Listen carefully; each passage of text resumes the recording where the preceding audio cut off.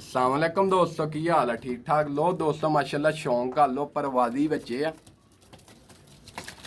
इन्हां च 4 परदे भी आ, 3 परदे भी आ, 5 परदे भी आ, कोई वड्डा पीस नहीं है। 8 परदे भी आ, 9 परदे भी आ, 16 पीस आ पट्ठिया पट्ठे। माशाल्लाह शौक कर लो। ਤੇ ਜਿਨ੍ਹਾਂ ਭਈਆਂ ਨੇ ਮੇਰਾ YouTube ਚੈਨਲ ਸਬਸਕ੍ਰਾਈਬ ਨਹੀਂ ਕੀਤਾ, ਮਿਹਰਬਾਨੀ ਕਰਕੇ ਸਬਸਕ੍ਰਾਈਬ ਕਰ ਲੈਣ, ਨਾਲ ਹੀ ਘੰਟੀ ਦਾ ਬਟਨ ਆ ਉਹਦਾ ਵੀ ਨੋਟੀਫਿਕੇਸ਼ਨ ਔਨ ਕਰ ਲਓ, ਤਾਂ ਕਿ ਮੈਂ ਜਿਹੜੀ ਨਵੀਂ ਵੀਡੀਓ ਲਾਵਾਂ ਤੁਹਾਨੂੰ ਆਸਾਨੀ ਨਾਲ ਮਿਲ ਸਕੇ। ਤੇ ਵੀਡੀਓ ਨੂੰ ਲਾਈਕ ਲਾਜ਼ਮੀ ਕਰਿਆ ਕਰੋ ਤੇ ਪੂਰੀ ਵੀਡੀਓ ਵਾਚ ਕਰਿਆ ਕਰੋ। ਠੀਕ ਹੋ ਗਿਆ ਦੋਸਤੋ? ਆ ਦੇਖ ਲਓ ਮਾਸ਼ਾਅੱਲਾ। फैसलाबाद लोकेशन है मेरी, कारगोहाल पाकिस्तान है। नाम मेरा शाहदा, 0312 25408 यही कॉल नंबर है, यही व्हाट्सअप नंबर है। चाहे व्हाट्सअप पर रबता कर लो, चाहे कॉल कर लो, ये तुहाडी मर्जी है। तो परिंदे देख लो तुहाडे सामने है माशाअल्लाह। किसी किस्म का किसी बच्चे च फाड़ नहीं है। सिर्फ 2 बच्चे इन्हां च लापड़े हुए हैं, यानी कि गोल किए हुए। एक आ बच्चा वा, एक ओहदा भरा वा नाल, ओह सामने बैठा है।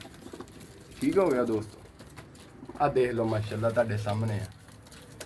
कोशिश करांगा मैं चंद के पीसां दे तुहानूं अखां दा शौक होइए।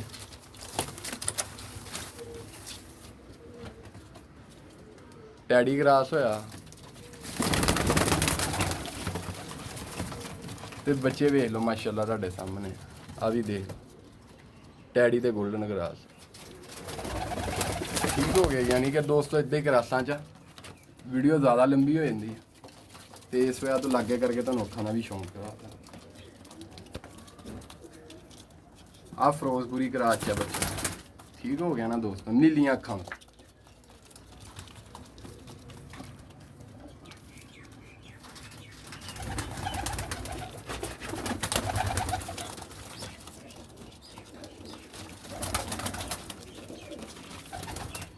उम्मीद करता कि भरावां ने शौक कर लिया होना करके। इंशाअल्लाह फिर तुहाडी खिदमत च दोबारा हाज़र होवांगा। इजाज़त चाहता हूँ। ओके जी, अल्लाह हाफ़िज़।